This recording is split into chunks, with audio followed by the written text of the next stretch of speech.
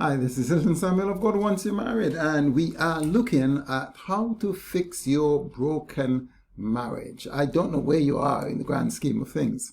However, if you're in a situation where you don't even know what next to do, you have tried all the different remedies, perhaps you have even gone to couples counseling, and the things seem to either get worse or nothing improve. Or maybe there was a little blip of hope, a ray of hope, a little improvement of behavior, but soon things petered out or returned to the same tragedy that you were in, a constant fighting, or maybe even simply just blanking each other out, giving each other silent treatment, but your heart is sad and broken. Your mind is wondering what next to do, if any, and perhaps you're entertaining thoughts of giving up.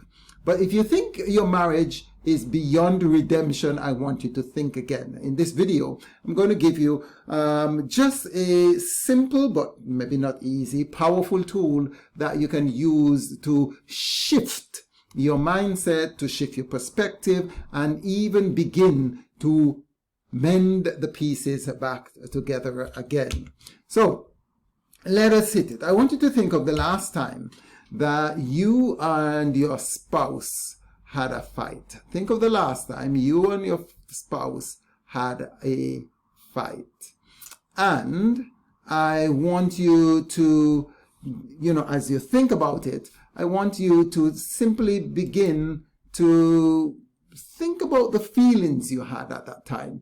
Think about the thoughts that you were entertaining at that time. Think about the kind of perception you had that was racing to your head. Maybe your spouse said something that really cut your heart to threads and pieces, and you're thinking, how dare you? You are so selfish. You are so horrible. You are not very kind. Maybe you're embarrassed by the things she said or he said, and maybe you were thinking, I am done with this. I can't deal with this. You are too selfish, self-centered. You're narcissistic. And these thoughts, as they race through your head, both of you had a ding-dong fight together. These thoughts fueled your emotions, and your emotions informed the type of things. They said something hurtful, you gave them back another hurtful thing, then they said something more hurtful, and you think of something even more hurtful, and things just ramped up to the point where both of you eventually perhaps even said or did things that you never really intended.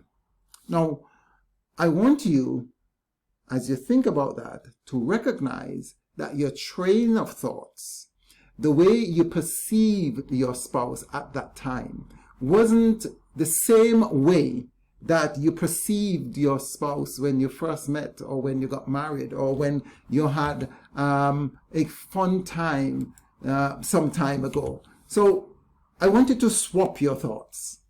And I want you now to think of the last time you had a fun, affectionate time with your partner or your spouse. And I want you now to analyze the thoughts, the feelings, the emotions, and even the words that you said at that time. And you would recognize that those thoughts, those feelings, those emotions were completely polar opposite to what you had when you had a fight. And the point I'm making here is something that I need you to think about, is that usually when we are in the throes of a fight, or when we are thinking a certain way about our spouse, those thoughts would trigger and catalyze emotions and feelings. And those feelings and emotions would inform the words and attitudes that you have. And then ultimately your actions will follow. And while you perhaps have never really tied these two together, I want to say something that is very striking. You cannot, it's almost impossible to think of a loving, wonderful, great spouse and at the same time have hateful thoughts about that person. And the converse is true. You cannot think hateful thoughts about your spouse while at the same time harboring or thinking loving, wonderful, and saying wonderful things about and to that person.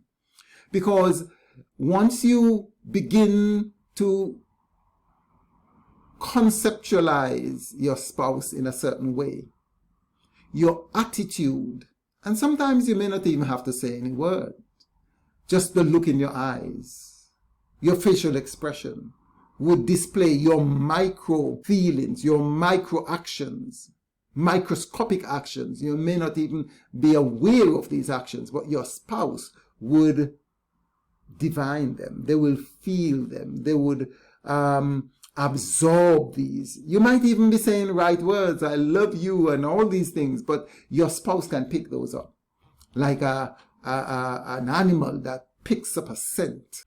And so with that in mind, I want you now to think that,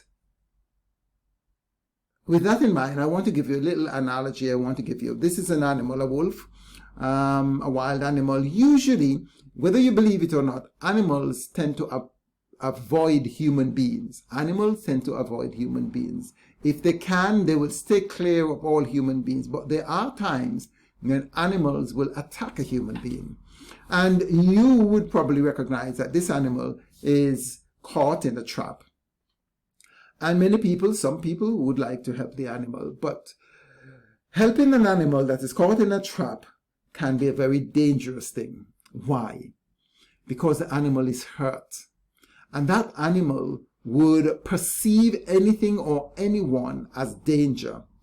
And the more hurt that animal is experiencing, the more vicious the animal would become if you try to approach the animal. Now, the animal may or may not recognize that you're trying to free, you're trying to help, you're trying to be of a source of comfort, you're trying to release them from the pain that they are caught and entrapped in.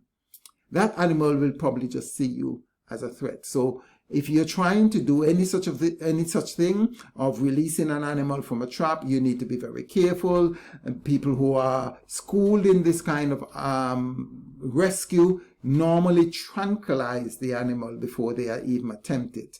And other people will maybe trap the animal by putting a noose around its neck before they could possibly try and release the animal. Now, I want you to recognize that something similar happens to us and with us.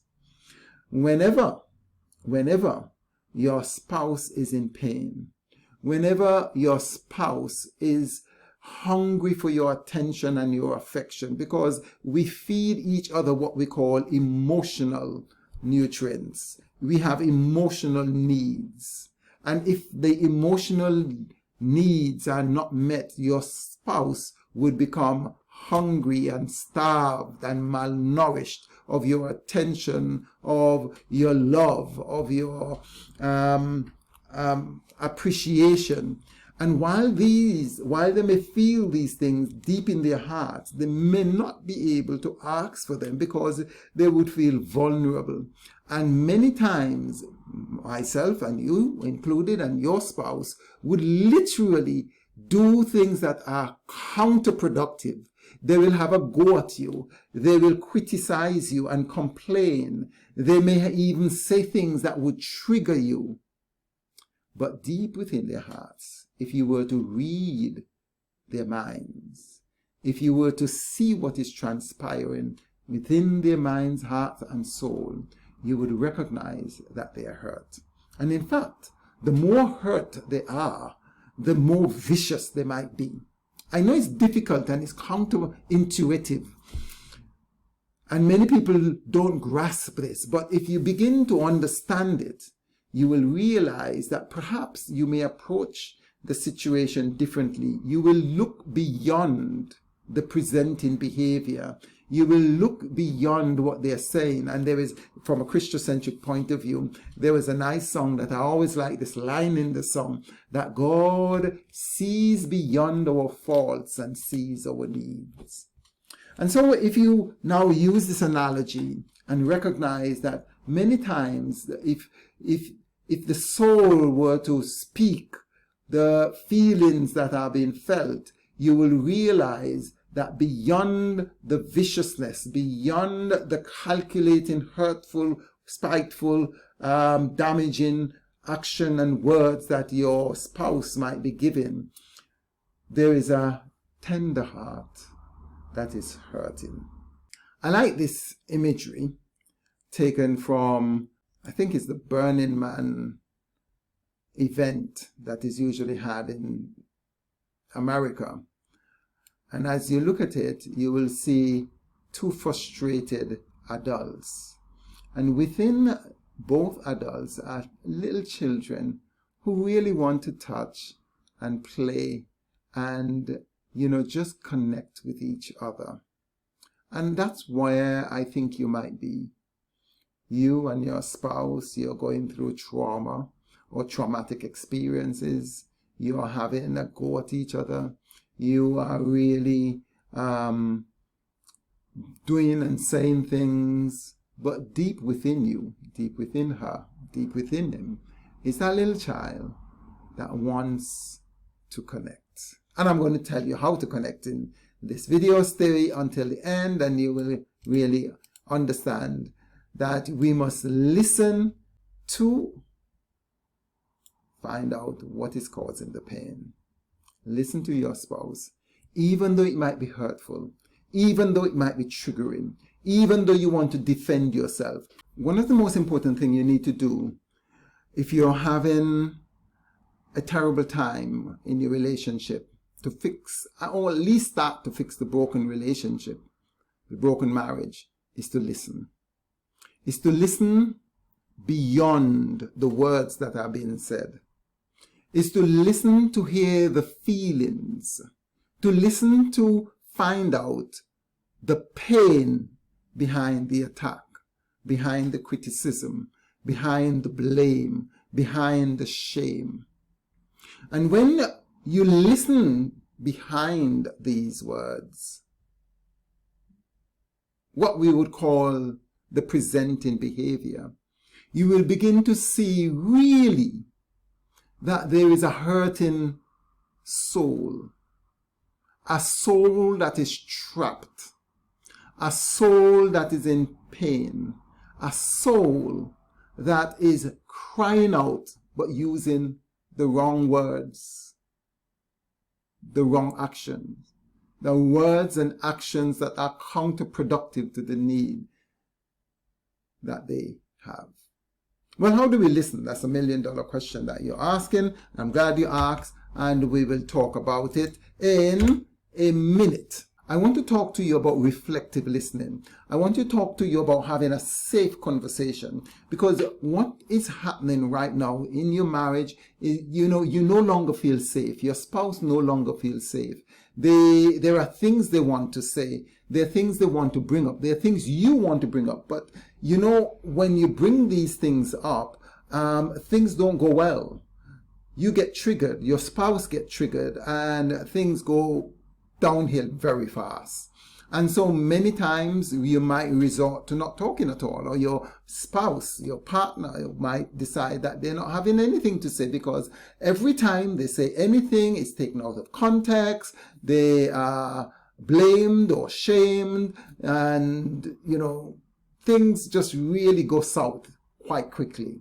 So the best thing is not to speak, or if they speak, they would say things that really ticks you off, and you get triggered, they get triggered, and you have a go, and again, things don't work well. But if we create a safe environment, if we speak in a way that would allow the other person to share the sensitive things that they have in their heart and mind and soul, without being defensive, without in any way, shape, or form trying to reflect and deflect and counterattack, then you can begin to repair your relationship. You can begin to piece together the broken parts of your marriage. Now, how do you go about doing this? Glad you asked. First of all, I want you to choose a good time. Obviously, timing is important. You have to make sure that your spouse is ready, and that they're not anxious about anything. They are not tired or aggravated or irritated. So choose a most appropriate time and ask for permission. When would be a good time for us to talk? Do you have a moment? Let's talk about the issue or situation that we've been dealing with. Or perhaps you could say, well, when we spoke the last time, we probably weren't really prepared and things got out of hand quickly. Maybe we could schedule a specific time when we can come to the table in our same, calm, sober minds, speak about these things. I know things haven't been going well for us, but let us set a date and a time. And then once you have, sometimes the person wants to say something, but they don't know how you're going to take it. You have responded badly, or they have responded badly in times past to something sensitive they would like. So you might want to ask or say, what have I done to hurt or disappoint or make you angry recently? It's okay. I'm open, I'm willing to listen. Or if there is a specific issue that needs to be dealt with, let's talk about it. Let's talk about this point. And then once they get going, you need to listen. You don't need to defend. You don't need to give any rhyme or rational or reason. You don't need to counterattack. And you just need to keep in the back of your mind that your spouse his or her heart is trapped, and his or her heart is hurting. His or her heart is is broken. And as a result of that, the things they say may not come over right. The way they say things may not come over the way you would like it to come over. They may criticize, they may complain, they may blame, they may shame, but still just recognize that beyond that is a hurting soul, is a hurting little child wanting to reconnect with you. So listen. And you don't have to say anything, you just need to listen, except you want some clarity, and then you want to reflect. You want to reflect back what you've heard. So you want to say something like, let me just see if I understand what you've been saying. Well, just hold on. Let me just see if I understand where you're coming from. And you reflect, you tell them what you've heard. You tell them what you understand them to be saying. You reflect back to them the ideas and thoughts that you think they are saying. And then you would ask them, am I right? Did I get it right? Did I leave anything out? And they would tell you, whether or not you're correct, on the ball, whether or not you understood, whether or not you left something out, or you got a bit wrong. And they will correct you. And once they've corrected you, you would again reflect back that section, that correction, that part that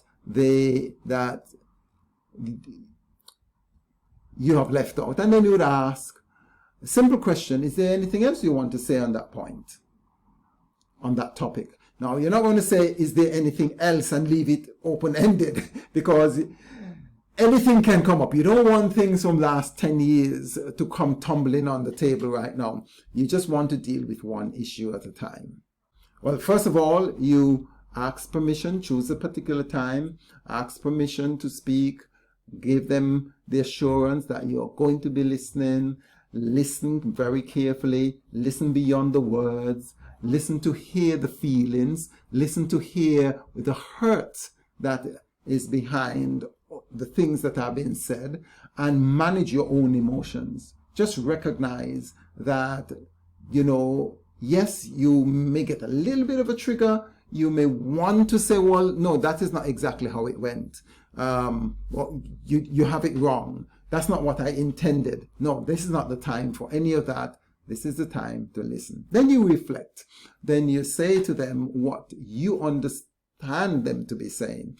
Then you ask them, did you get it right? Is there anything else?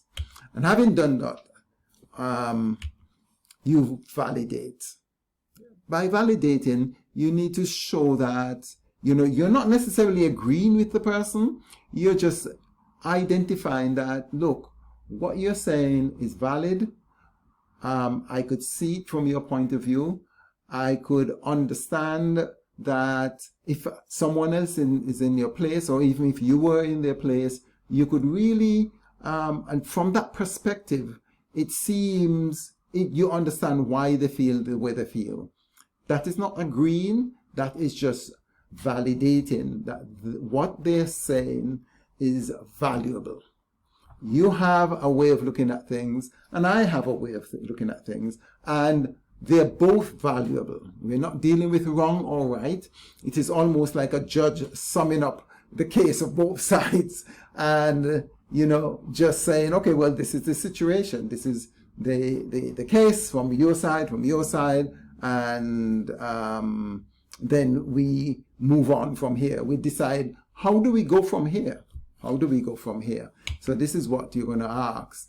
Ask if the both of you could probably explore some possible solutions, that is satisfying, mutually satisfying. So you will sit down, and what I recommend that people do is they have a sheet of paper, you have a sheet of paper, and you write all the solutions that you can possibly think about on your sheet of paper. They will do that on their sheet of paper. When you've exhausted a brain dump, then you come back together and you begin to share what your ideas are, one at a time, and you both will decide, okay, well, that is workable. That is, I'm not feeling that right now. If you're not feeling that, you put a question mark beside that and you move on to the others until you discard what is not feasible. You look at what might be workable, or if there are things that both of you agree that is a very workable solution to the problem, then you'll pick those and you will implement them. Now, that's basically a simple but not easy strategy for beginning to mend, for beginning to reconnect your broken marriage, broken relationship. If you want more of these ideas, and if you're in a struggling situation, and if you're in a marriage that you are really probably thinking of jumping off or jumping out because you've been so hurt for so long. If you're in a situation where you've tried everything and things are not really working out, and you want to give it at least one last shot. If you want to mend your broken relationship and you need help and support with that, please feel free to connect with me, to call me, to email me, to book a session using the different options that are available on this page or in the description below. And let us support you as you mend, as you put the pieces of your broken marriage and relationship back together.